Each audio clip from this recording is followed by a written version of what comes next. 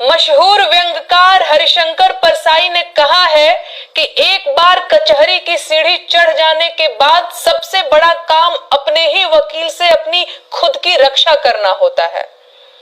भाजपा की सरकार चुनने के बाद से एकदम यही हाल पूरे देश का हो चुका है और अब पूरे देश के सामने अपनी ही सरकार से अपनी जान बचाने की चुनौती आकर खड़ी हो गई है। हर किसी को समझ में आ चुका है कि इस सरकार ने पूरे देश को ठगा है, लेकिन दिक्कत यह है कि बिल्ली के गले में घंटी बांधे कौन। ये बिल्ली इतनी खूंखार कैसे हो गई कि अपने मालिक को ही म्याऊं कहने लगी। आखिर इस बिल्ली की रखवाली कर कौन रहा है? सोचिए सोचिए। जी हाँ, बिल्कुल सही सोचा आपने।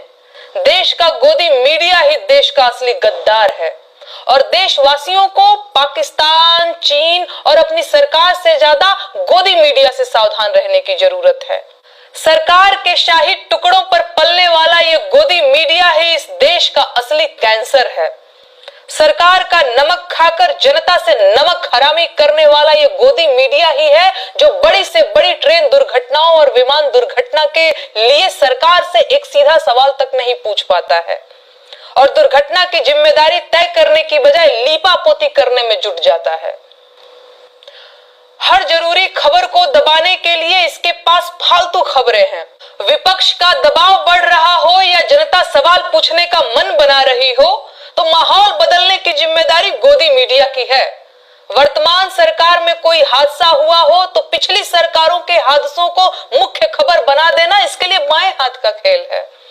अपने देश की इकोनॉमी कमजोर हुई हो तो पाकिस्तान को और गरीब बताकर अमीरी का एहसास दिलाने में इसका कोई जोड़ नहीं है। दुनिया भर के युद्ध और तबाही का मंजर दिखाकर आपको आपके जिंदा होने पर ही फक्र करवा देने वाला ये गोदी मीडिया पूरी ताकत लगाकर आपको सरकार के एहसानों तले दबा कर रख देना चाहता है।